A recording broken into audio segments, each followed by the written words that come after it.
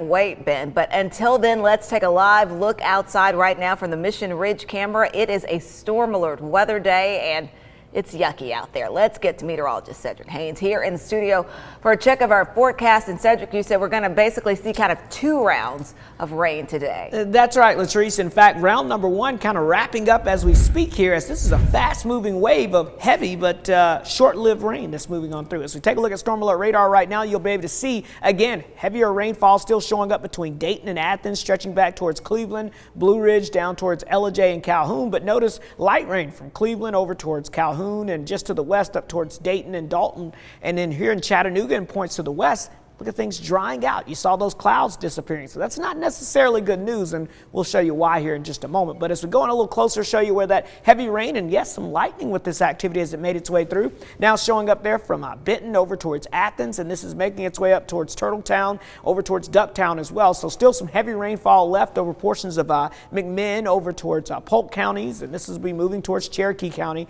as we go throughout the next hour or so. Notice the rain lighting up a little bit here over towards Bradley County and stretching back up towards Ray and Meigs County. And then again, once you get over towards west of Ooltewah, over towards Walden, Red Bank, Dunlap, yeah, that heavy rain, distant memory now. We'll go down south and show you what's going on south of the Tennessee border. You can see some of that heavier rain, probably some gusty winds as well on the leading edge there between Dalton and Fairmount. But notice that now pushing off towards the east now, so still some heavy rainfall from Blue Ridge to Ellijay over towards Gilmer County, Fanning counties. But notice it's now beginning to wrap up a little bit as you head towards Whitfield, Murray, and especially points west over towards Catoosa and Walker counties. And things are improving as you get up towards northeast Alabama as well. So here's a look at the current big picture setup, and you can see we've got a big storm system that's swirling here across the lower Mississippi River Valley now, and that's what's responsible for all the rain and thunderstorm activity. But notice this batch of rain and storms here on the leading edge here. Notice how it's kind of bowing back there towards the south and west. So that's where your severe weather is with wave number 1 along the Gulf Coast,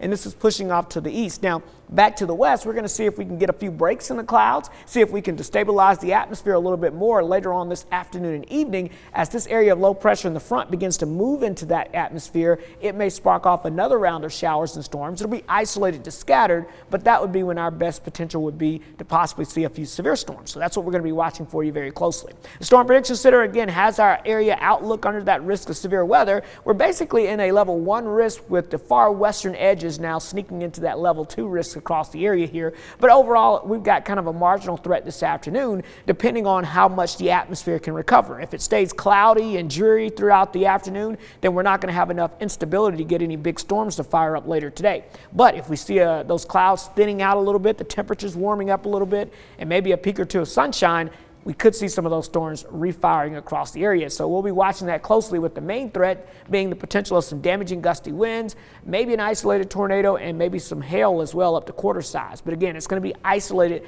to scattered in nature as it moves across the area. So the timing of this, notice here between now and about 2-3 o'clock, there's your first wave pushing off towards the east, but with those southerly winds trying to pump in a little bit more humidity and moisture as we get towards 5-6 o'clock, that's when we'll be watching to the south and west to see if we get some of those isolated to scattered storms to refire up with some of that instability throughout the day. And these are the ones that could drop some hail, maybe some gusty winds, potentially even an isolated tornado. So that's what we're going to be watching again as this develops throughout the afternoon and evening hours. Notice about 8 o'clock, we could have a few more of these scattered across the area. So that's going to be something that we're going to be watching for you very closely as we go throughout that time frame, and we'll keep a close eye on it. But overall, the risk at a marginal risk level area today is going to be in that isolated nature with gusty winds, isolated tornado, maybe some hail, and then we'll watch out for the potential of some isolated flooding as well. The good news, as we move towards the weekend, high temperatures will be into the 60s across the area with a mix of sun and clouds, so it should be a fairly decent weekend before more active weather builds in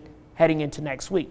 Overall, though, the spring countdown, we're at 2 days across the area at this time, and your Storm Alert 7-day forecast showing us here, again, a more spring-like picture here with scattered showers and storms potentially refiring up this afternoon, and then the weekend, lots of sunshine before another chance of active weather heading into next week. Latrice?